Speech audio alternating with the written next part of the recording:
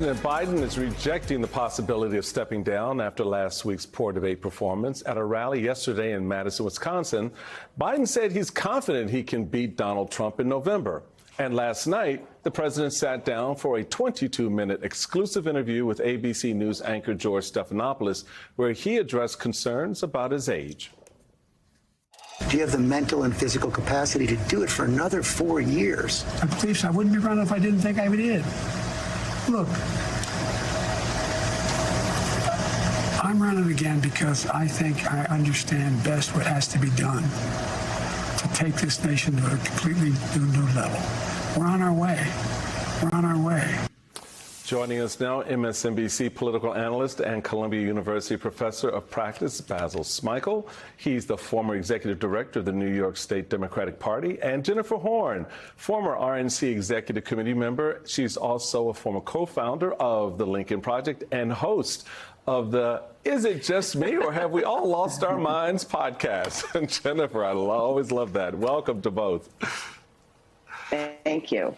So let's just start off. Basil, you and I were sort of kibitzing before the show in the back and sort of looking at each other going, where the hell are we and why is it happening this way? I mean, talk to us about the president's response in the interview, but also give your sense of why all this is happening still a week after the debate. So there is a question as to whether or not all of this conversation about about Joe Biden is the sign of a healthy party. This is not 2007, where we're in a primary between Barack Obama and Hillary Clinton and have a year or 2 years to watch these amazing figures unfold policy-wise, politically in front of us. We're 4 months from a general election, and millions of voters have already cast their vote for Joe Biden. If you have concerns about his age, I think that's already baked into the voter at this point. But to me, what is not being addressed is the real fear and worry, concern that the individual voter has about their future right now. And what didn't happen after the debate, you can talk about whether or not Joe Biden accomplished what he needed to in that debate. And we certainly have. And we certainly have. But to me, the response should have been, as Senator Fetterman has done, I support my guy, and here's why I support my guy. And if you have a concern about what's on the other side, let me tell you about what the choice is here. I'm going to frame this choice for you. Right. And instead, what has happened is all of this worry and concern openly about Joe Biden. Yeah. And my problem with it is, are you doing anything to allay the concerns and those fears of the voter in this moment, 4 months from the general election? I don't know that all of this conversation does that.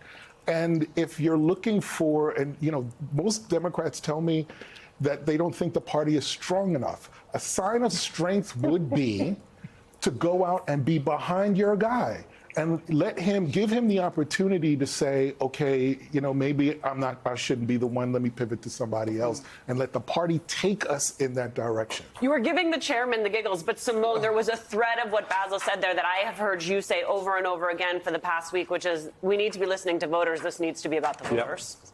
Yes. It needs to be about the voters. I wonder. And I mean, I watched the interview last night and I'm looking at the reactions and I think that there is y'all correct me if you think I'm wrong, but I think there's this circular thing happening. There is the reaction of, I like to say, the political professionals, the elected officials, the donors, right? And I understand why elected officials feel some type of way. Their names are on the ballot, especially if you are a House member this fall, and everybody wants to win. But then there's the donors, there's the political professionals, the strategists, right?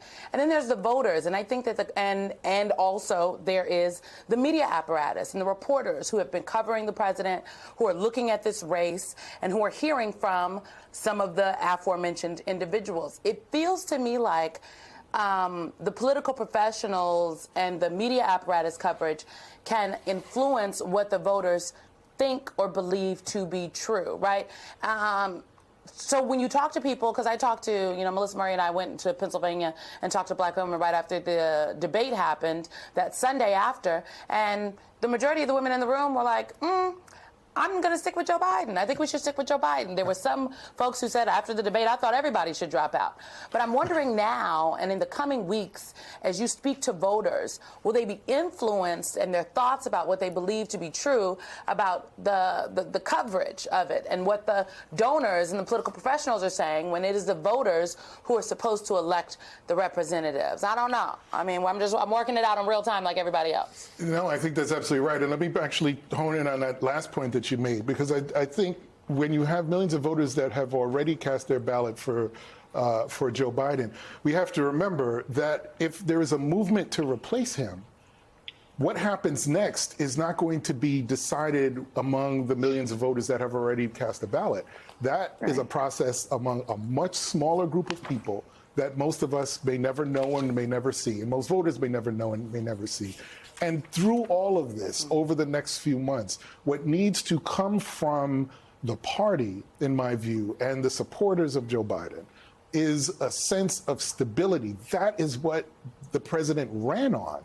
He ran to be to lead a party of stability and good governance, and I always go back to that split screen between McCarthy trying to be elected speaker and Hakeem Jeffries being elected as majority leader, or being elected speaker, though he becomes majority leader or minority leader. But you have Democrats in lockstep behind him. That split screen is so important because that is what shows a sign of a healthy party. So yes, I think the voters are going to look to some of the professionals for some sort of guidance, but ultimately in their gut, they're concerned, they're nervous, they're worried, and the question should be, is the party doing anything to assuage those concerns in real time with being very clear about what those choices are going forward, as opposed to what's happening now, which is asking them to make a choice within a choice. We're gonna make a choice.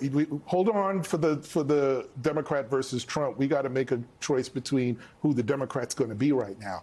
After a time, and I'll just say this very quickly, after a moment in time, where for the last several months to a year, even more, a lot of these same Dems have been trashing Kamala Harris.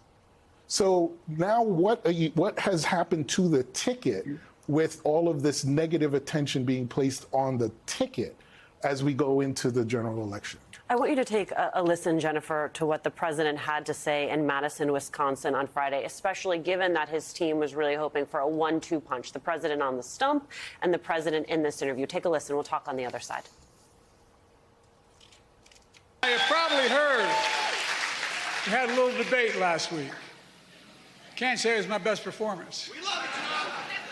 But ever since then, there's been a lot of speculation. What's Joe going to do? Is he going to stay in the race? Is he going to drop out? What's he going to do? Well, here's my answer. I am running and going to win again. Jennifer, the campaign has been very clear. They think last night they turned the page, the 1-2 punch, the rally, the interview. What do they need to do next to continue that trajectory? They need a lot more of Joe Biden on the stump. There's no question that the president is strongest when he is facing the crowds. He does very well when he's out talking to the voters, face to face. He's got a different level of energy than he had, in what you just in the clip you just showed, than he had when he was sitting down with George Stephanopoulos. That's the Joe Biden that people need to see. And I would add to this, frankly, if I could, just to add on to Basil's comments about the party, I would suggest that the response of that very small number of Democrats who have really come out after the president, and some of the, the media folks that have really come down on him since the election, have done more damage and more harm than the president himself did during that debate. For me and millions of Americans like me, this election is about the future of our country. It's about democracy. It's about getting away from the imperialistic criminal presidency of Donald Trump, and making sure that our children have a future that we can feel good about, that we can be proud of. It is naive to think that at this point in the process, you can switch candidates and still defeat Donald Trump. It's naive to think that the Democratic Party will come out of a contested convention more united and stronger than they are today.